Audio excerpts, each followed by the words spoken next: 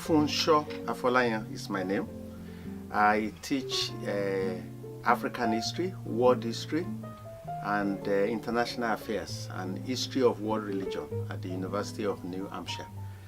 My areas of research is Africa, most specifically Nigeria and South Africa.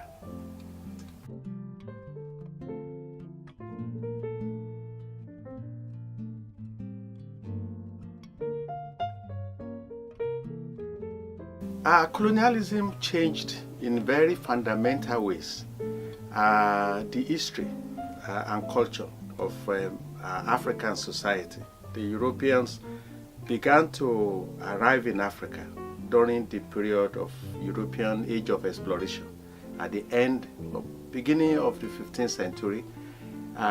In South Africa specifically, the first settlement of Europeans was established in 1652 by the Dutch, who planted it as what they call a replenishing station, which means a temporary post for Europeans to settle and make provision for European merchant ships that were coming from Europe and going to the Far East.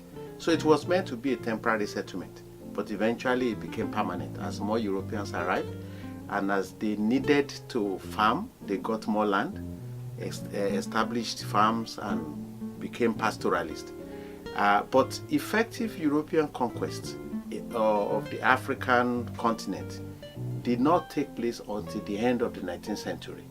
But South Africa was one of the areas of Africa that came under colonialism early. So from 1652, Europeans basically began the process of the European colonization of Southern Africa. How did it change Africa? Well, it brought a new culture to the continent. It brought European culture to the continent. The language changed, the religion changed, the politics changed.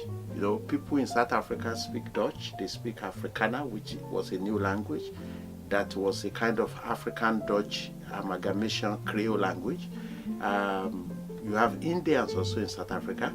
You have people from China, but it's the European presence that predominated. So today English is the lingua franca in South Africa, as it is in many parts of Africa, along with French, Portuguese, and Spanish to a great extent. So that was a change. Colonialism also brought, or European presence brought Christianity. But colonialism helped Christianity to become further consolidated. So it changed religion, it changed the tradition, it changed the ways of life. Of course, colonialism or European presence also brought the transatlantic slave trade, which had far-reaching consequences. It took millions of Africans across the Atlantic to the New World. So it created the biggest African diaspora in America. Some went to Europe, but predominantly came to the Americas. So, and then at the end of the 19th century, Africa was conquered. You know, attempts made before the 19th century to conquer Africa failed because African societies were well developed enough to counter and to resist European conquest. But European industrialization gave Europe the tools. So Europeans came back at the end of the 19th century and imposed their control over Africa. And so African society changed. Colonialism brought economic transformation. There were positive things like development of railway, the building of ports, Western education. All those things came with colonialism. But it also led to the decline of indigenous culture, the abandonment of indigenous industries and indigenous tradition, what we could call the eclipse of African religion with the new religion that came from Europe, Christianity mostly, which also spread across the continent.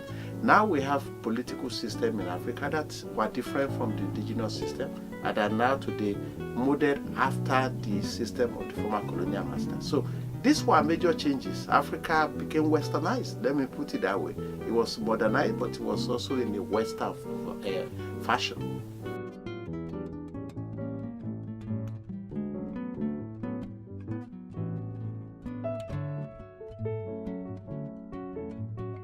You know, South Africa is often described as a rainbow nation, rainbow nation. And as I said, part of what Mandela did was to be able to try to sustain that image. Rainbow, of course, means of many colors, and the major colors, as I mentioned, you have the black majority, but you also have the whites. And then you have the Indians, who will be kind of like red, and you have the Chinese, who will probably be in the same category. And then you have a group called the colored, which is they are a byproduct of racial intermarriages, or what you can call miscegenation between racial groups. So the colored population, they actually constitute the most popular group in the Cape, in that Cape province of South Africa. One of our popular talk show hosts here in the US, Trevor Noah, is a colored from South Africa.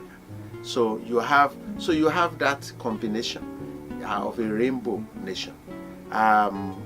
There's competition between these different groups, because South Africa history constitutes that history.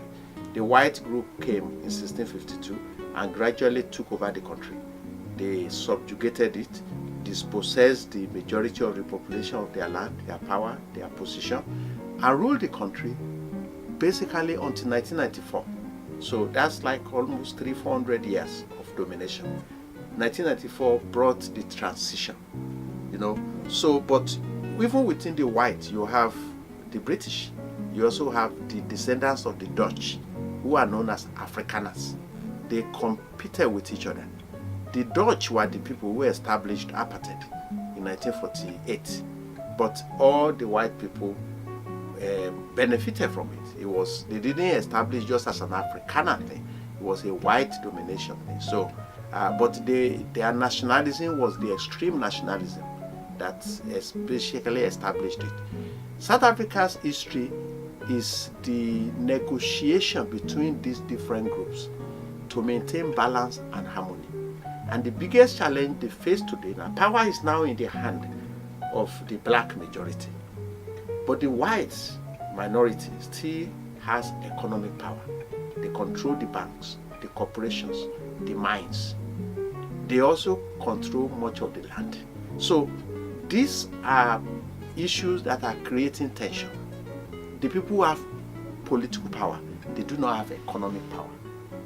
You could say one will balance the other, but it also creates resentment and disenchantment between the two groups.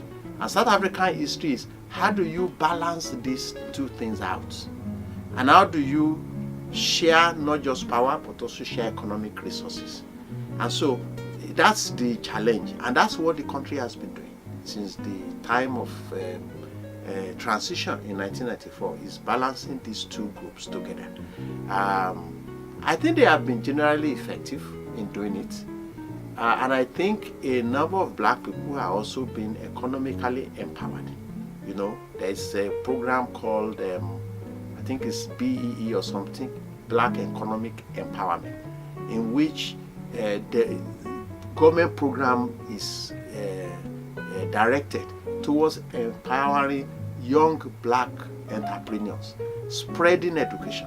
One of the watchword of Mandela was that education should become the priority of South African government. That when people get educated, they can break out of their oppression. That you are not going to move forward by, okay, let's take the wealth of the white people and distribute it to the black. That's not going to work. By the time you distribute it, they will finish spending it, and then there is nowhere to get to distribute. But if you give them education will become the instrument of their liberation. It will get them job.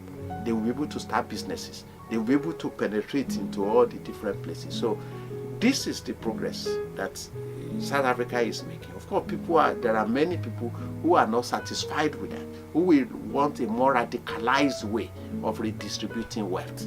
But it's very difficult in the modern world to do that. So I think it's this balance between the two that has sustained South Africa, and I think they have done incredibly marvelous job in it.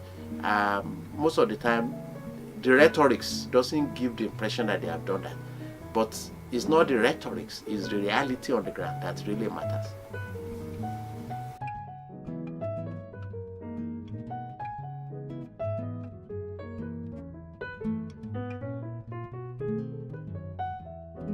First of all, For a long time, South Africa's GDP was the biggest in Africa. It's only about a year or two that it was surpassed by Nigeria.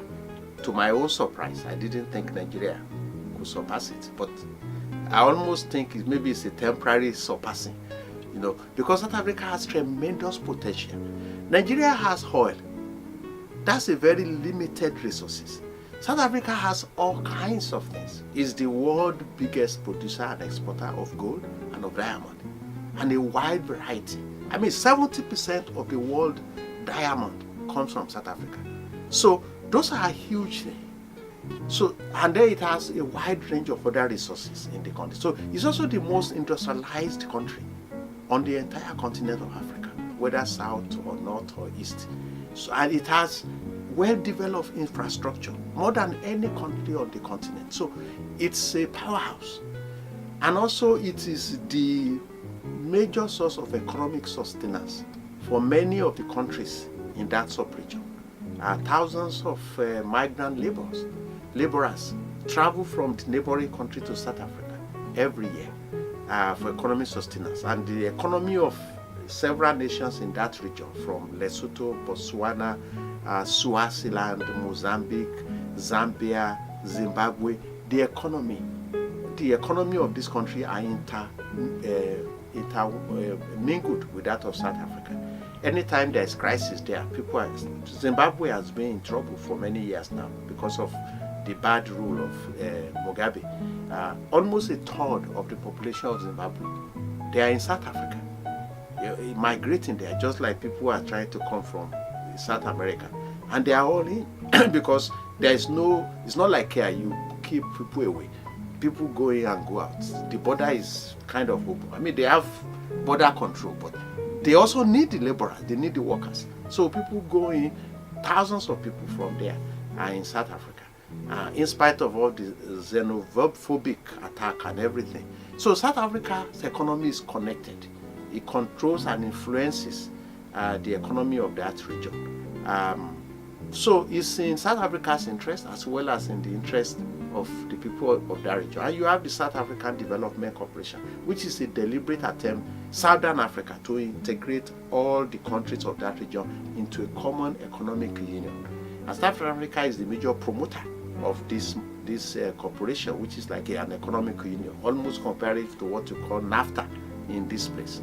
And so it has enormous resources, and relatively compared to other parts of Africa. And so it's an economic powerhouse. It's the most industrialized, and in many ways, now that apartheid ended, before apartheid it was isolated. Apartheid, with the ending of apartheid, it actually opened up the rest of Africa to South African investment. So South African businesses are all over the continent. The biggest internet company in Africa today is owned by South Africa. It's called MTN. That is the biggest phone company in the whole place. And South African Airways is also one of the biggest on the continent. It flies to many parts of the continent.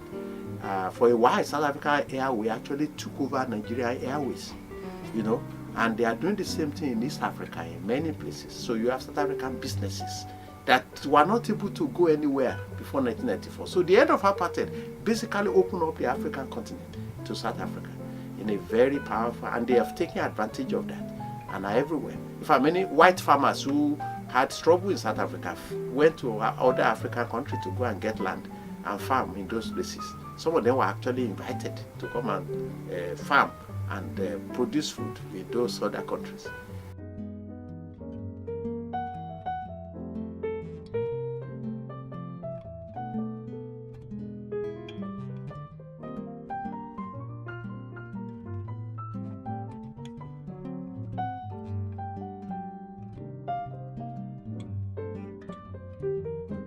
Pan-African movement or Pan-Africanism, the word pan means all-encompassing Africa. This was a movement that developed maybe late in the 19th century, but it came onto its own mostly in the 20th century. It was a movement by Africans in Africa and in the diaspora to bring about the unity of all people of African descent from all over the world to come together, work together in order to fight for objectives that were considered to be of common interest to all African people everywhere. So at the center of it were educated African elites in Africa who were the byproduct of colonialism. Colonialism was still on, and elites among African people in the New World, in the America, in the Caribbean, who became prominent in an attempt to bring together African people to fight for causes that are of interest to Africa.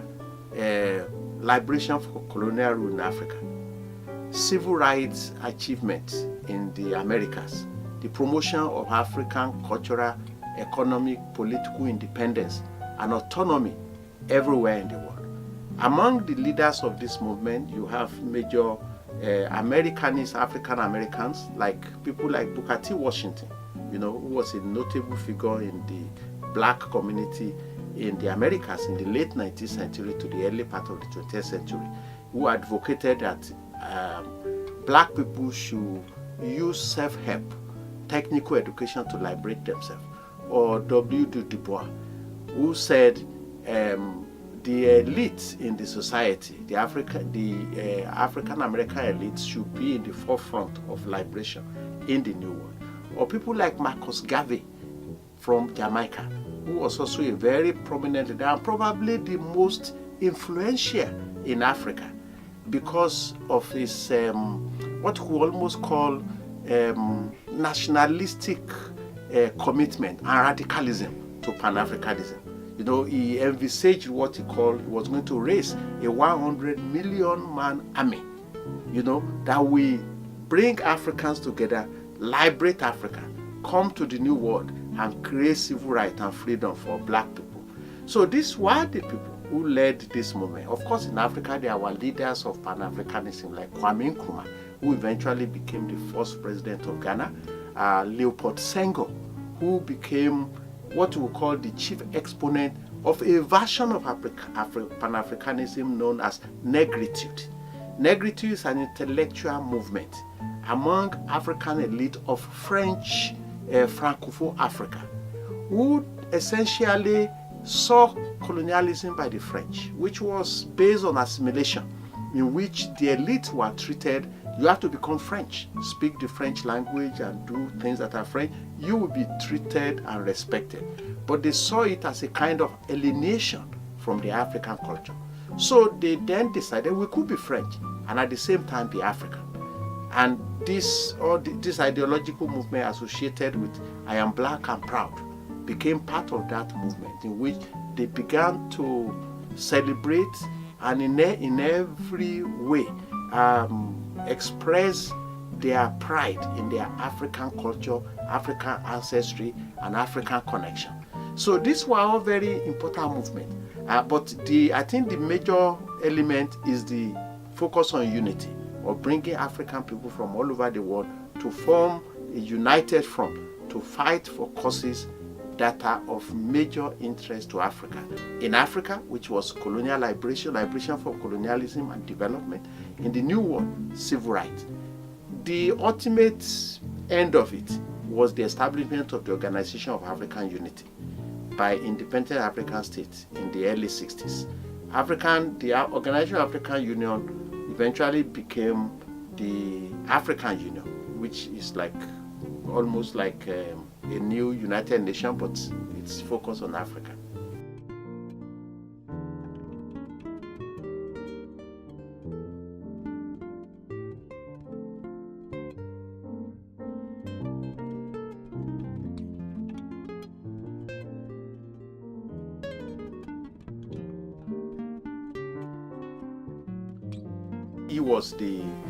He became the leader of Upper Volta. The country was called Upper Volta. I think it was 1983. He came to power. This was in West Africa, and I still remember very well the story of Thomas Sankara. He was a military leader who overthrew the previous government, but he was a radical, revolutionary, and progressive military leader.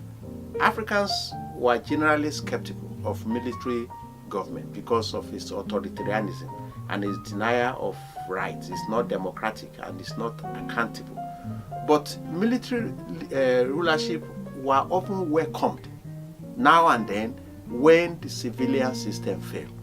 And Thomas Sankara represented a progressive military takeover. And he promised revolution, progress, development. And so he was seen as a national hero, not only in Upper Volta, which he changed his name to Burkina Faso. He changed the name to Burkina Faso.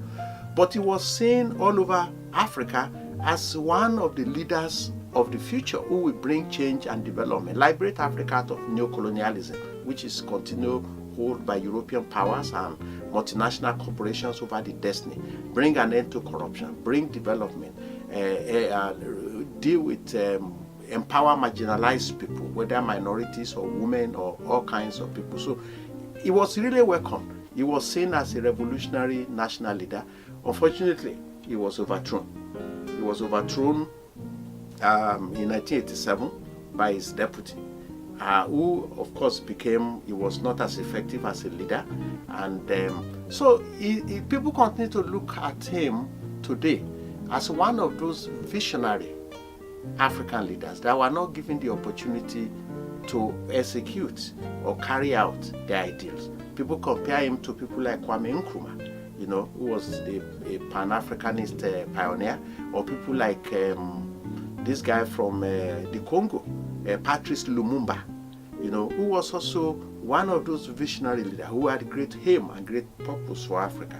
But probably they were naive, or they underestimated the power of the neo-colonial forces. And it was during the Cold War that all these things were happening.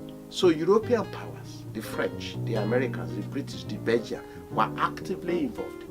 And they didn't want these leaders. And so because of that, these leaders didn't survive for all kinds of reasons. So, but Thomas Sankara is admired, is widely admired in Africa today.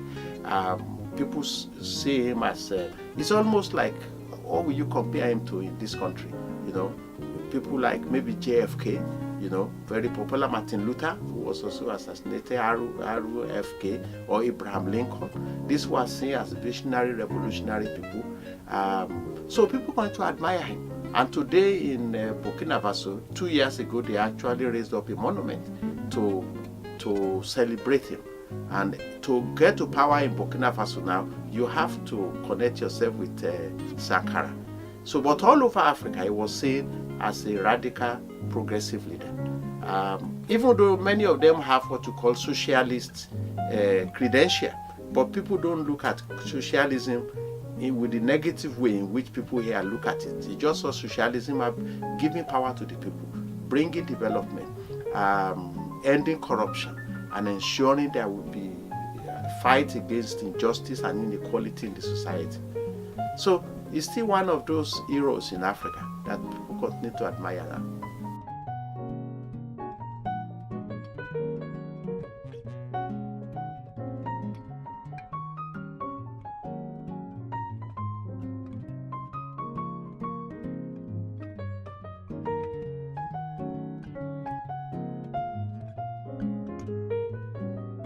Mandela's legacy, that's a tough one.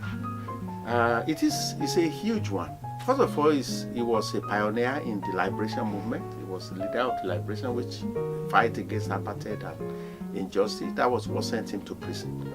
I think for me, his legacy would be probably in 2 or 3 ways. One would be because of his guidance in the transition process from apartheid to a democratic South Africa. He was able to ensure stability, a peaceful transition. There were violence, there were all kinds of things, but South Africa still escaped civil war that would have lasted for centuries. There were clashes between the ANC and the Inkatha Freedom Party and a few other ones that were likely fomented by the apartheid agents. It's like the Russia intervening in our election. The apartheid people didn't want to go. They turned one black group against the other. But Mandela used his experience, his age, and maturity to ensure peace and order. So stability, stable transition. 2, reconciliation between the white and the black in South Africa, because people were despairing that this will not happen. This will be a bloodbath between the two groups. And the way the Portuguese white, if you try the Portuguese, because they didn't grant independence, and they fought them, the Africans fought the Portuguese through colonial war. They fled. By the time they were defeated, they fled out of Africa. And they were afraid that the white in South Africa will suffer the same fate. Mandela ensured that the two reconciled, that they were able to work together, that the white people didn't fear for their future in South Africa.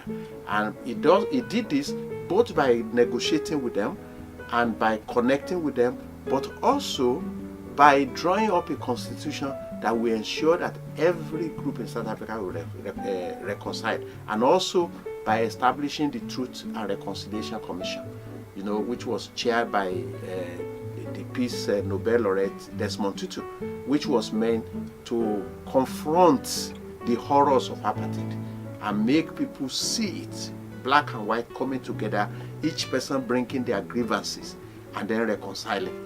It's not complete and total, but it moved the nation forward, and that's why the country has continued. So there is democracy, which was established. There is continued process of reconciliation. There is also black empowerment and progress. So South Africa still remains a major industrial power. The white people didn't pull out their wealth and run away. They stayed. Some people left, but the majority stayed in South Africa, and they are still part of the community in that country today. So I think that's a major legacy for the country, to have brought that about beyond everybody's widest imagination. Was very surprised. And of course, he also gave examples of what it means to be a statesman to the rest of the world, that you can resolve conflict. You don't have to fight each other to death. And the world today, we still have not learned that lesson. So he was a good example that you can have opposition, but you can still work together. And that whatever problem we have in the world can be solved through people talking, enemies talking to each other, until they find a way to resolve it without having to kill each other, which is a lesson that is very hard for us to learn. So that's another lesson Mandela left behind, and that is very powerful.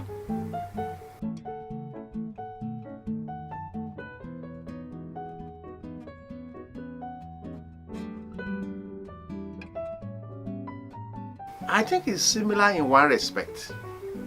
It is a kind of movement trying to create a democratization of political and economic opportunities. So, which is similar to what is going all over the world. Making the government accountable. Making the government to respond to the yearnings and the aspirations of the vast majority of the people. I think it is very similar in that sense. In South Africa, much of the populism that we are having is related to a problem of economic opportunities, continuing growth of inequality, and real and perceived injustice. What we have said before, that power is still reside in the minority, tiny fraction of the white population. Not all whites. It's a small group of many whites are also poor, middle class, but a tiny group. That's not unique to South Africa. Even in this country today, it's a tiny group that holds the economy. That's what capitalism does. So, but the majority of the poor are the black people. Black people expected after the liberation, after the transition in 1944, everything will happen. They will have job, they will have good housing, they will have electricity, they will have education. There are some people who have been able to get this, many more people that would have gotten it before, but many people are still left behind. So there's poverty, there's inequality, and that's a major problem. That's what is fueling the populism that we have, is this feeling of injustice and of poverty that has become rampant.